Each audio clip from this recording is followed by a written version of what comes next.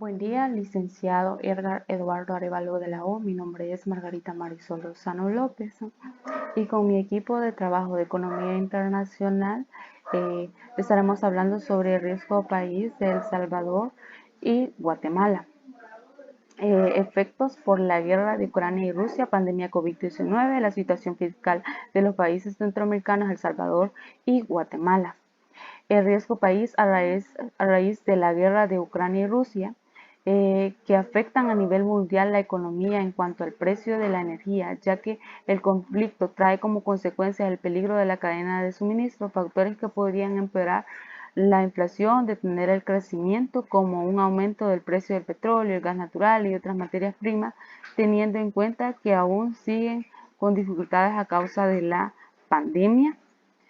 ¿En qué medida afecta a El Salvador la guerra de Rusia y Ucrania? En las exportaciones e importaciones, El Salvador podemos decir que implica en distintos sectores, ¿no?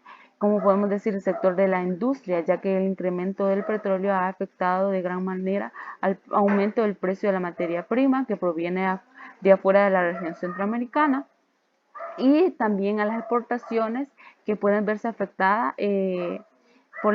por el impacto de la alza de los precios que desmotivan a la demanda de muchos productos, como puede, por ejemplo, el café. También podemos decir la alza constante de los precios del barril de petróleo ha afectado tanto a El Salvador como a nivel mundial, ya que desde 2021 al 2022 se ha visto un gran incremento.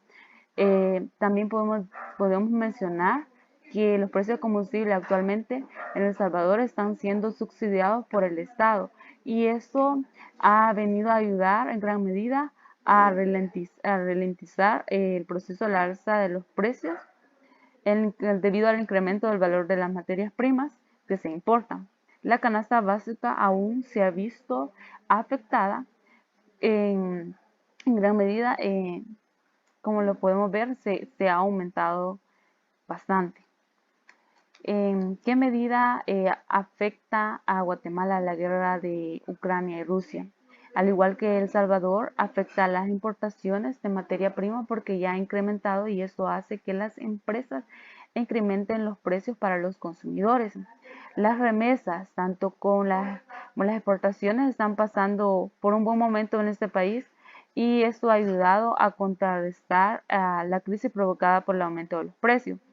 El precio del combustible y la canasta básica alimentaria se han visto afectados por el incremento del precio del petróleo, ya que aumenta el precio del gas, la gasolina, el diésel, y suben los precios del transporte de mercaderías, de personas, de carros en particulares, subiendo el precio de los insumos, afectando a la población, su bolsillo y, sus salarios, ya que sus salarios no se ajustan de la misma velocidad que la inflación. Eso afecta a la calidad de vida de las personas. Muchas gracias. Continuando con la exposición, les hablaré sobre El Salvador y los cambios en el riesgo país debido a la pandemia. El Salvador recibe la pandemia del COVID-19 en un contexto económico frágil. En los últimos 20 años, el país se ha caracterizado por registrar bajos niveles de crecimiento económico. El promedio observado entre el año 2002 y 2011 fue de 1,9%, y entre 2012 y 2019 del 2,3% del PIB. La pandemia COVID-19 encuentra a las finanzas públicas de El Salvador en una situación delicada. En el año 2019, el déficit fiscal alcanzó el 3,1% y la deuda llegó al 73,6% del PIB, lo cual limita la capacidad de intervención gubernamental con la rapidez y magnitud que esta emergencia requiere.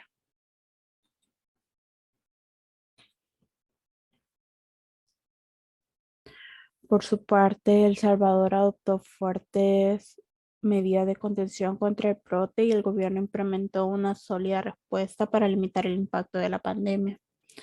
En los hogares y las empresas, la pandemia asestó un duro golpe al crecimiento del PIB, que se redujo en un 8% en el 2020. Un factor que se vio afectado es la disminución de los inversionistas con interés en los títulos valores, debido a que tenderían a preservar un poco de liquidez. Al gobierno lo afectará ya que conseguirá financiamiento a tasas más altas de las que hubiese podido obtener en condiciones normales. Cualquier emisor, entidad pública o privada de El Salvador que necesite un financiamiento internacional tendrá que pagar una tasa más alta de la que hubiera obtenido antes de la crisis. Fitch Ratings es un proveedor global de calificaciones crediticias y análisis fundado en 1913, que de acuerdo a El Salvador, dijeron que existe un deterioro en las métricas de sostenibilidad de la deuda como resultado de la profunda contracción de 2020 asociada con la pandemia COVID-19. La calificadora de riesgo decidió mantener en B negativo a El Salvador en una calidad altamente especulativa, que nos dice que existe un riesgo crediticio significativo, aunque mantiene un margen de seguridad. La capacidad de pago está condicionada a un entorno económico y de negocio favorable, con perspectiva negativa a la nota del país. Gracias.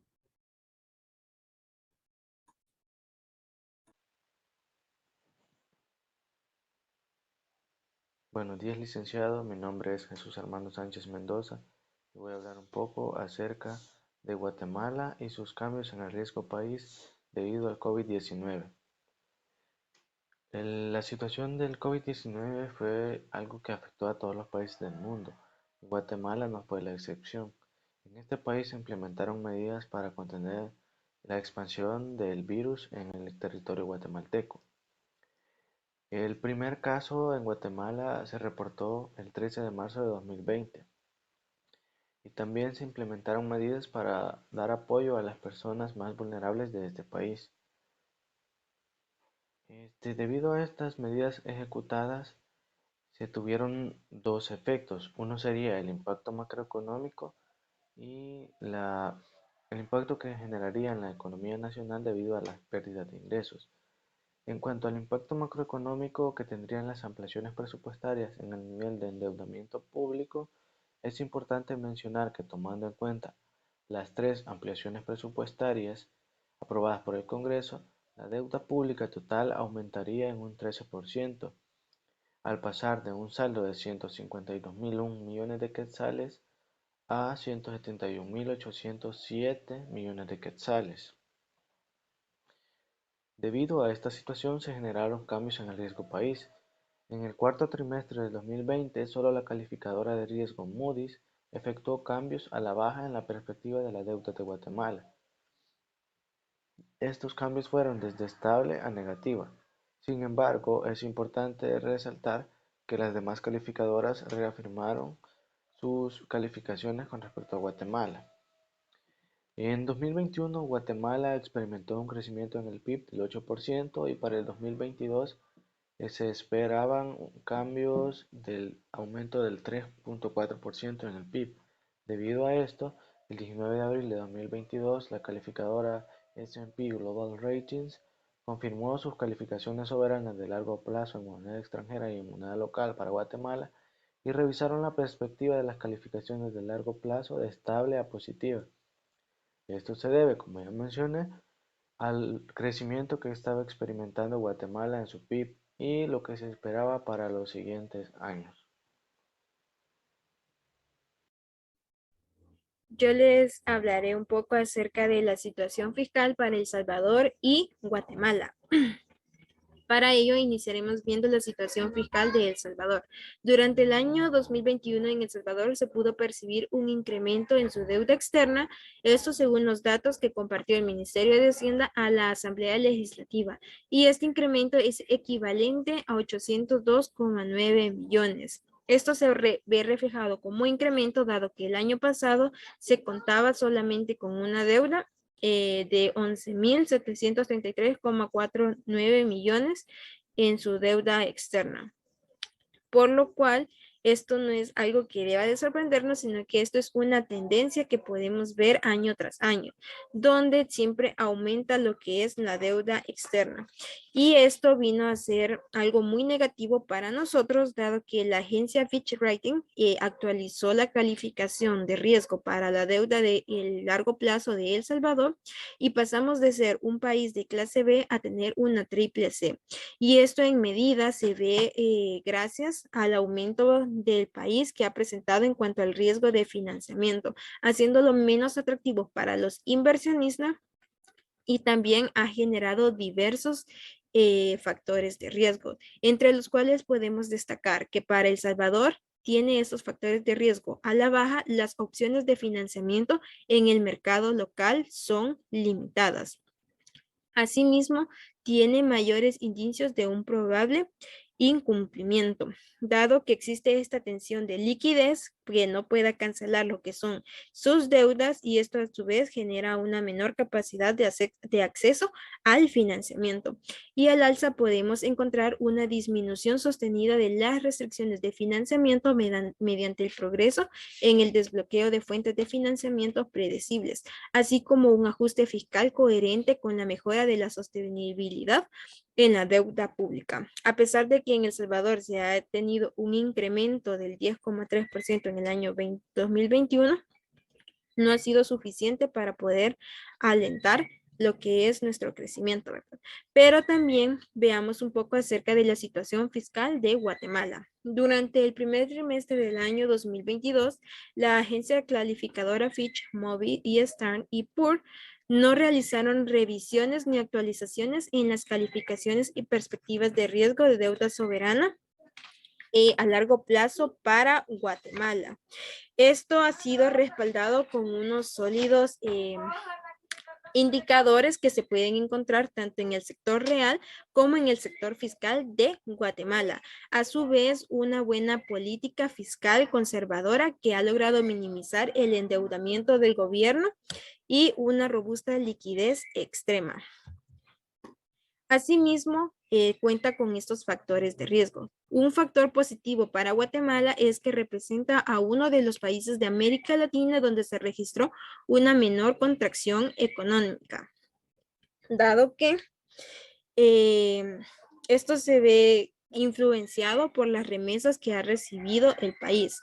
También tiene una falta de medidas que permitan solucionar una tendencia a la baja en los ingresos fiscales con relación al PIB y unas condiciones políticas que limiten la flexibilidad de la financiación gubernamental y la eficacia de la política económica, como no la aprobación de los presupuestos anuales y de las interrupciones de la financiación. Bien, mi nombre es William Linares y me corresponde hablar lo que sería el análisis del tema. Principalmente para la pandemia de COVID-19, las principales implicaciones para los países de Guatemala y El Salvador fueron un endeudamiento en ambos países. Ambos países debieron recurrir a fuentes de financiamiento externas para llevar a cabo sus gastos en salud.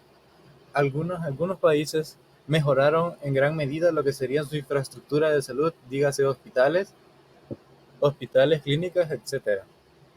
También ambos países trataron una reacción diferente al inicio de la pandemia. Por ejemplo, El Salvador cerró sus fronteras muy temprano, lo cual afectó positivamente al nivel de contagios, pero afectó negativamente lo que vendría a ser la economía salvadoreña. También los países se vieron afectados en lo que respecta a su índice de riesgo. El índice de riesgo de ambos países disminuyó. Cabe mencionar que el país de Guatemala contaba con un índice de riesgo un poquito más favorable, lo que contribuyó a una mejor adquisición de fondos del extranjero. Para lo que respecta a la guerra entre Rusia y Ucrania, la implicación que ha traído a los países de Guatemala y El Salvador han sido principalmente el incremento de los precios en cuanto a materias primas se refiere, ya que muchos productos que son fabricados en estos países requieren de materias primas traídas del extranjero, como por ejemplo puedo hacer mención a los hilados que se traen del exterior para el caso de El Salvador, necesarios en productos textiles de alta costura. La reacción de estos países en algunos casos han traído como por ejemplo subsidios a lo que vendrían a ser los precios de los combustibles, que viene a ralentizar el crecimiento de los precios. Los precios siguen subiendo descontroladamente y los productos, tales como la canasta básica en el caso de Guatemala, ya han llegado a valer el triple de lo que valían originalmente. En el caso de El Salvador esto se ve ralentizado, lo cual es muy favorable, pero dudosamente pueda ser sostenible en el futuro. Algo que ha resultado como consecuencia de la guerra en ambos países es la caída en la demanda de muchos productos, y esto vengo a recaer otra vez en la subida de precios del petróleo, ya que encarece el transporte de estos del exterior a estos países. Eso no quiere decir que no compren, esto quiere decir prácticamente que los países compran a mayor precio y en menor cantidad, lo cual viene a impactar directamente en sus economías, al igual que en sus exportaciones se ven disminuidas. Muy bien, esto es todo. Muchas gracias.